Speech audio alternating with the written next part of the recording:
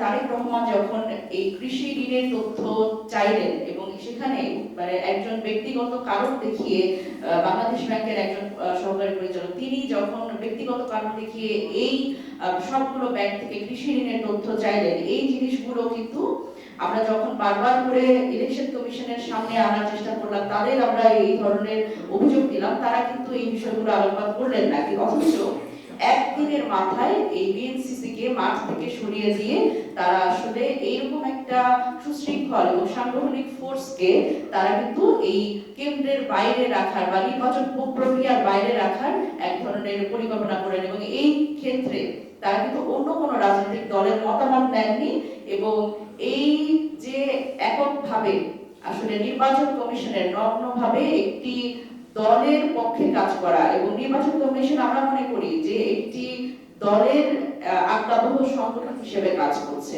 পাবনাতে union কৃষক দলের তিনি বলছেন যে জামাতের কেউ যদি আসলে ভোট কেন্দ্রে যায়, ভোট দিলে দিনের বেলাতে তাদের রং কাটা হবে।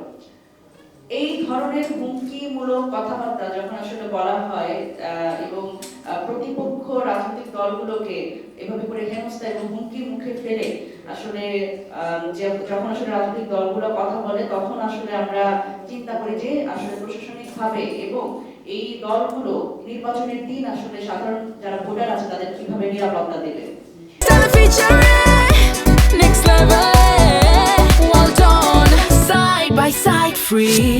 হাবিবুর রহমান হাবিব গত অগস্টে প্রেস ক্লাবে কিন্তু তিনি বলেছেন যে কর্মীদের বিএনপির বিরুদ্ধে যদি কথা বলা হয় তাদের জিভ কেটে নেওয়ার একটা হুমকি দিয়েছেন। এতদিন ধরে আমরা যাদের গুপ্ত বলে জানতাম, আসলে এখন নতুন নব্য গুপ্ত তৈরি হচ্ছে কিনা আমাদের বাংলাদেশের রাজনীতিতে, এটি একটি বড় ব্যাপার। আমাদের যারা হিন্দু ভাই বোন আছে তাদের এই ধরনের এক ধরনের কথা বলা হচ্ছে যে হিন্দুদের ভোট আলাদা বাক্সে জমা হবে, সুতরাং কে ভোট দিচ্ছে এবং কে দিচ্ছে না এটি কিন্তু ধরা পড়বে। এই ধরনের অপপ্রচার এবং অপতৎপরতা যেটি আমরা দেখছি নির্বাচনকে ঘিরে আমাদের হিন্দু বা অন্যান্য ধর্মাবলম্বী যারা তাদের আসলে এক ধরনের হুমকির মুখে ফেলছে যে দলগুলো, তাদের বিষয়ে আসলে আমরা খুবই আশঙ্কার মধ্যে আছি যে এটি তো গণতান্ত্রিক জায়গা থেকে আমাদের জন্য একটা বড় অশনি সংকেত। পঞ্চগড় 1 আসনে আমাদের সহযোদ্ধা আমাদের প্রার্থী এনসিপি এবং 11 দলীয় জোট মনোনীত প্রার্থী সার্জিস আলমের ব্যানার ফেস্টুন সেগুলো পুড়িয়ে দেওয়া হয়েছে।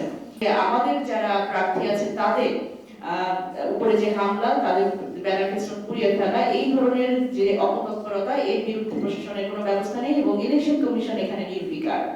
আমরা দেখলাম যে নওগাঁ 5 আসনে, নওগাঁ সদর আসনে জামায়াতের প্রার্থী তার উপরে হামলা হয়েছে এবং এইটি পুলিশের উপস্থিতিতে হামলাটি হয়েছে। সুতরাং এখানে পুলিশ এবং প্রশাসন এক ধরনের নির্বিকার ভূমিকা নিয়েছে।